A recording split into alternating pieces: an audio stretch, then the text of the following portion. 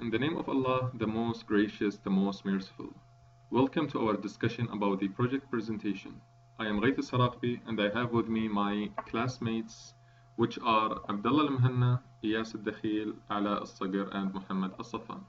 So what we are going to discuss today in this presentation, we are going to discuss the roof truss design for the industrial building. So let's go ahead and see the topics included in this presentation. So first of all, we will take the overview. So what is the aim of this report? The aim of this report is about the design of a steel roof truss building with dimensions. The length is 15 meter, the breadth is 22 meter, and the height is 4.5. So the truss in general is essentially a triangulated system. So it's like a triangular in shape, interconnected structural elements. The individual elements are connected at nodes. What is the meaning of nodes? We are going to discuss in the next slides. The connections are often assumed to be nominally pinned. The external forces applied to the system and the reactions at the support are generally applied at the nodes. So each force which is on the truss is applied on the joint or on the nodes. The principal force in each element is axial tension or compression. So, as you know that in the truss, there are only two forces acting on the truss, which are the tension or compression. They are not another forces. So, what is the scope of work? This project will focus on the design of building with a steel roof truss. The following topics are included within the scope and limitation of our current studies. First of all, collection of data, the method, the specifications, and the resources correlating to the design, and the literature review part, and the drawing the roof truss building using the Autodesk AutoCAD software, calculating the load on the truss, analyzing the truss and computing the axial forces, analyzing the truss using the Autodesk robot software, designing each component, which are the tension member, the compression member, the welded connection, and the beams. The tension member will take the student Muhammad Safan. The design the compression member, I will take it, inshallah. The design of the welded connection, he will take Ala Al-Sagir, and the design of the beam or purlin, Iyas Al-Dakhil. So, first of all, the background of the truss. What is the definition of the truss? So the truss is a steel structure that consists of members that takes tensile and compression forces only and does not have any moments. The members of the truss are bolted or welded to create joints. There are multiple types of trusses. Actually, there are more than this explained in the slides, but I'm taking the most important types of steel truss. The first one is the Pratt truss, the second one is the Warren truss, the third one Fink truss, fourth one is the Howe truss, the fifth one is the K truss, and etc. So inshallah we use the Fink truss in the design calculation. So this is like a small figure, I put it here in the slides in order to explain a little bit. So what is the joint or the meaning of joints? So a joint is like a junction where the building elements meet without applying any force, static load from one element to another. So actually you see here the joints, this is like a joint which is like a junction. So this is like a joint, this one is joint, this one is joint, etc. And as you see here, there is like a tension and the compression and none. So these on the green color are the tension members, these on the red are the compression member, and these are the axial loaded, which explained in the introduction, axial forces applied at the nodes or joint. So the forces are applied at the joint. As you see here, this one is joint and this one is a force, this one is the force, this one is the force, etc. And this part, inshallah, he will talk about it. Abdullah Al-Mhanna he will describe it. So inshallah, types of truss, they have a Pratt truss as explained here in this figure, and there is a Warren truss, and there is the Fink truss, which we consider in our design, and the Howe truss, and the K-truss as a K shape, as you see here in this figure. So the following members are the compression members in our truss. Now we are going to the part of design of compression member. Actually, as you see in the previous figure, we have the components LM, MN, AP, and IG, etc. We have 12 different compression member in our figure. So this table actually concludes the compression member, each member and the axial force and the length in meter. So inshallah, today I'm going to take one sample of the design of compression member, which is the design of the member LM and MN. So as you see here in this figure, the loads are applied to each joint with the length required and the names as it's mentioned here. We are going to consider the compression member in this video, as you see here, inshallah. So let's go to the member LM and MN. This one is the sample. First of all, as you see here in the figure, what is the surface load applied on the joint for the LM and MN? Actually, when you see here the LM and MN, the same, it is like symmetric, so it's having the same load. So here 11.35 you are taking the surface load. So the PU is 11.35 kips. So first of all, when we want to design a compression member, what we can do, first of all, we have to see the yielding stress value. Actually, here in this design, we are taking the Fy is equal to 36 KSI because the load is small. So there is no need to go to grade 50 or whatever. So we take here the grade 36 steel. Therefore, Fy will be 36. So the first step in the design of compression member is to take 2/3 of the Fy, value of Fy. So in this presentation, we consider the value of Fy is 36. So we are going to take 2/3 of 36. So the first step, 2/3 of 36 will be 24, and this 24 is the critical buckling stress. Secondly, we are going to take the minimum gross area, which is Ag minimum, by using the following formula, Pu over phi c FCR. So Pu, which is the surface load, and phi c is the resistance factor for the compression, which is 0.9. For example, if we are talking about shear, it will be different, not 0.9, it will be 0.75.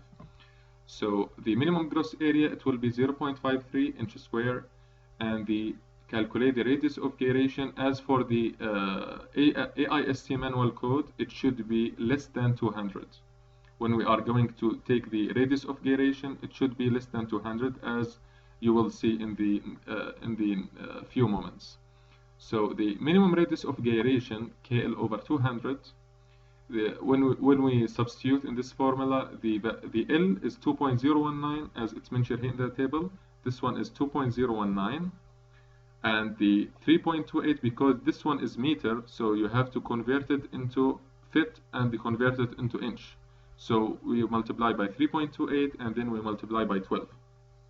Divided by 200, so 0.397 inch. So now we are going to choose the best section for the member LM and MN. How you would choose the member of LM and MN? Actually, you have to go to the AISC manual and see the tables. What is the value of AG? Here, the value of AG is 0.53, okay? And the value of the radius of gyration is 0.397. So you have to choose a section which is greater than 0.53. So let's go to this. I put it here in the presentation, the table 1.7 for the shapes. And I choose here 2/2 into 2 into 3/16. So the value of AG and the area is 0.818, which is greater than 0.53. So you can choose it. So as you know, the compression design of compression member is like a trial and error, as for the tension member and the other design. So you have to try a section. If it's failed, you have to go into another trial. So as it's mentioned here, for example, when we choose 2.5 into 2 into 3/16 with the gross area 0.818, which is greater than 0.53, and the radius of gyration 0.426 inch. So Let's now calculate the effective cylinders ratio, which is K into L length into R minimum, the radius of gyration, which is taken from the table for the section which we choose it. So when you substitute, you will find 186.54, which is less than 200. As it's mentioned in the AISC manual specification, it should be less than 200, therefore it's okay. So now we can check the Euler stress by using the formula Fe is equal to pi square into E, which is the elastic section modulus, over KL over R the whole square. So when you substitute here, you will find 8.23 KSI. Now the value of Fe is 8.23 KSI, and you have now to select the formula for the FCR. How you will select the formula of FCR? As it's mentioned here, when you go to this slide, if the value of Fe is greater than or equal to 0.44 into Fy, you are going to choose this formula of FCR. But if the value of Fe is less than 0.44 Fy, you are going to use this formula. Actually, in this member, the value of Fe is less than 0.44 into Fy, so we are going to use this formula. So when you see here the design, so the value is here 8.23 is the value of Fe. So Fe is less than 0.44 into Fy. Therefore, you are going to use the buckling stress formula 0.877 into Fe. So when you are going to substitute, you will find the value of FCR is 7.22 KSI. Now you are going to see the compressive strength by using the formula phi C into Ag into FCR. So 0.9, which is the resistance factor for compression, Ag is the gross area for the section, and FCR, which we calculated here, you will find the value of 5.32 kips, which is less than 11.35 kips. So it is not governing, or it is not good section.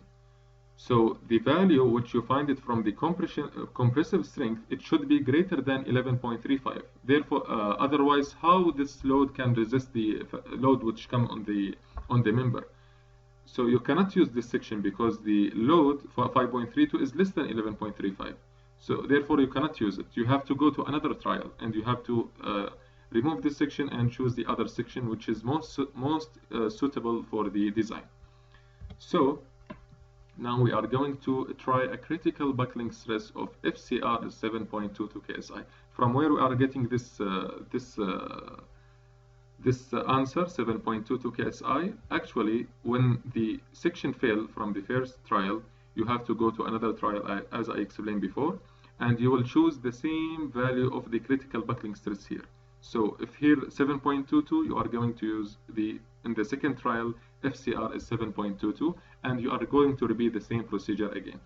So you find the minimum gross area by using the following formula, only change the FCR. And there now you are going to select the section as before. Now I select the section L3 into 2 into 3 over 8. So let's see here. Here is L3 into 2 and the 3 over 8. We are having the area of 1.75, and the R minimum is the 0.426. As explained here, let's see. So the gross area 1.75 and the radius of gyration is 0.426. Actually, to make it more economical, you should not use a gross area which is more than 1.75 a lot. For example, if you are having now 1.75, so you can choose 1.75 up to, for example, 2 or 2.5. But if you're exceeding 2.5, you are wasting your money.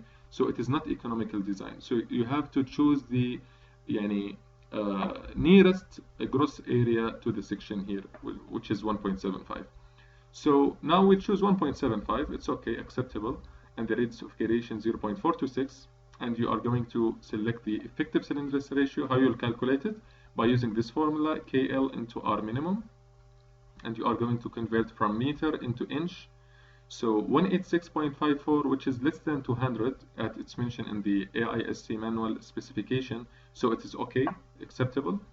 And the other thing, you have to find the Euler stress by using the same formula, you have 8.23 and the same condition, you are going to choose which formula you are going to use. Is it FE is greater than 0.44 FY or less than 0.44 FY? So here 8.23, it is less than 15.84, so you are going to use the critical buckling stress, this formula, the same formula as it's before. So FCR is 0.877 into FE. So 0.877 into FE, which is 8.23, so it is equal to 7.22 KSI. Now you are going to select the compressive strength, phi C PN, it is equal to phi C, the resistance factor, for compression, into AG for the section, into FCR, which you calculated here, 7.22. It is 11.37 kips, which is greater than 11.35 kips, so it is okay. Now our design is safe as well as economical because we are using the gross area, which is very near to the, it is same to the gross area which we have. So it is economical design and economical section.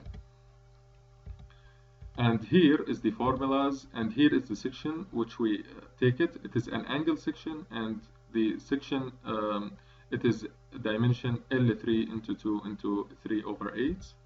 And this is the other designs, but because we have shortage of time for each student, so I'm going to consider only the first design. Thank you very much for your time, and inshallah, my other classmate will complete the presentation discussion. Thank you very much.